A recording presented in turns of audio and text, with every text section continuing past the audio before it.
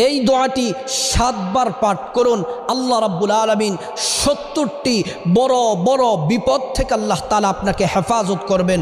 এর মধ্য থেকে সবচেয়ে যেই ছোট যে বিপদটি দূর করবেন সেটা হচ্ছে আপনার পরিবার থেকে অভাব দূর হবে, অনটন দূর হবে, পেরেশানি দূর হবে, যত ধরনের অশান্তি আছে সব দূর হবে।